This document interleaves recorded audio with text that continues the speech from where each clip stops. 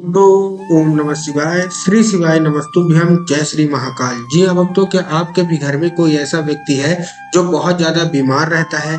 उसकी जो बीमारी है वो ठीक हो ही नहीं रही है।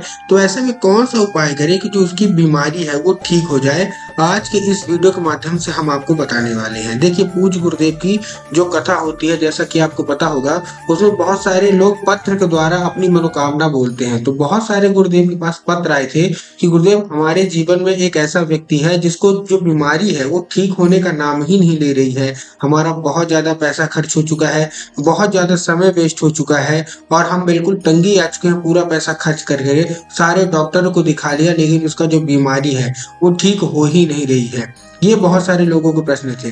तब गुरुदेव ने 2 से 3 उपाय बताए और अपने कथा के माध्यम से बोला था कि इसको कर लीजिए।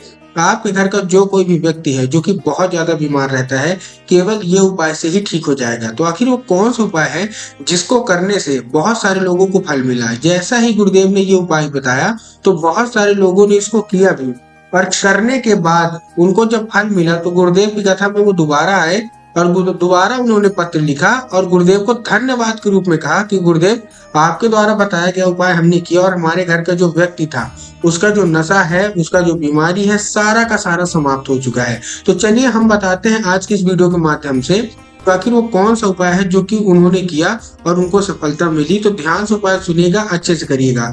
अगर आपने अच्छे से उपाय सुन लिया, अच्छे से कर लिया, तो 100% है कि आपकी मनोकामना पूरी होगी।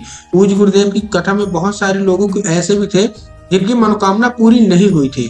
तब गुरुदेव से उन्होंने पूछा था कि गुरुदेव, हमने भी उपाय किया लेकिन हमको सफलता क्यों नहीं मिली, हमारी मनोकामना क्यों पूरी नहीं हुई? तब गुरुदेव ने बताया कि अगर आप आधा अधूरा उपाय करेंगे, आधा अधूरा उपाय सुनेंगे, तो आपकी मनोकामना कभी पूरी नहीं होने वाली। तो इसीलिए जो लोग भी मेरी आवाज सुन रहे हैं और मेरा ये उपाय सुन रहे हैं, तो ध्यान से पूरा उपाय सुनेगा। अगर आपने पूरा उपाय सुन लिया तो आपको उपाय समझ में भी अच्छे से आ जाएगा और आप करेंगे भी और आपकी मनोकामना भी पूरी होगी। तो चलिए चलता हूँ उपाय की ओर, जो कि मैंने पूज्य गुरुदेव की कथा सुन के और बहुत अच्छे से समझ के आपके लिए लेके आया हूँ। तो उपाय ध्यान से सुनिएगा।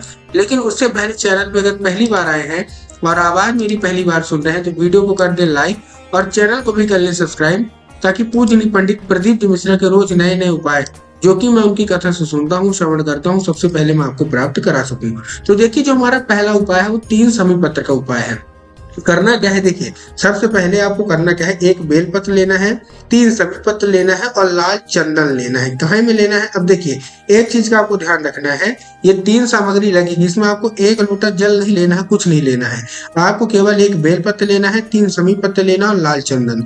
अब जो आप समी पत्र लेंगे उसको आपको ध्यान रखना है कि समी पत्र कहीं से भी मुरझाया हुआ नहीं होना चाहिए, कहीं से भी खंडित नहीं होना चाहिए। बहुत सारे लोग गलती क्या करते हैं कि वो ले तो लेते हैं समी पत्र और बेलपत्र, लेकिन यही ध्यान नहीं रहता कि वो लेना कैसे है। तो आपको अच्छा लेना है।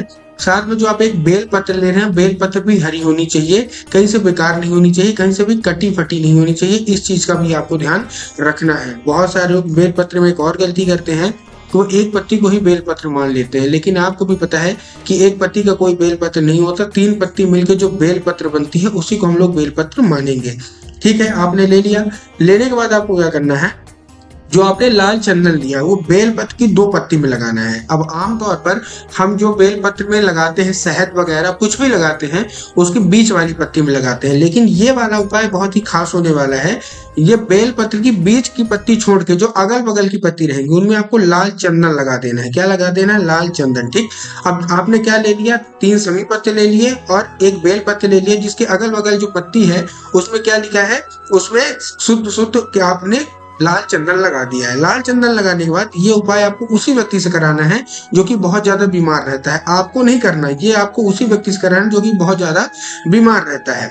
और आपको क्या करना है, वो कुंदकेश्वर महादेव का नाम लेके, कौन सा नाम लेके, कुंदकेश्वर महादेव का नाम लेके उससे आपको अर्पित करवा देना है शिवलिंग पे। और अपनी जो कोई भी रोग है, जो कोई भी बीमारी है जो कि वर्षों पुरानी ठीक नहीं हो रही है, आपको बोल देना है। पूज्य गुरुदेव कहते हैं केवल और केवल अगर आपने उसने इतना ही उपाय कर लिया और 1 से 1.5 महीना लगातार कर लिया तो बाबा भोलेनाथ उसका जो भी बीमारी है वो हमेशा हमेशा के लिए समाप्त कर देंगे। देखिए, बहुत सारे लोग तो ऐसे भी हैं जिनको कैंसर जैसी बीमारी थी, उनकी भी बीमारी ठीक हो गई है। बहुत सारे लोग ऐसे थे जो ऑपरेशन थिएटर में पड़े थे, लेकिन उपाय करके वो ठीक हो गए। तो अब मैं आपको वही वाला उपाय बताने वाला हूँ। देखिए, इस उपाय में आपको चाहिए क्या, ये औषधि का उपाय है। औषधि का उपाय कैसे? आपको इस उपाय में चाहिए 1 लोटा जल और 3 बेलपत्र। क्या क्या चाहिए? 1 लोटा जल, 3 बेलपत्र।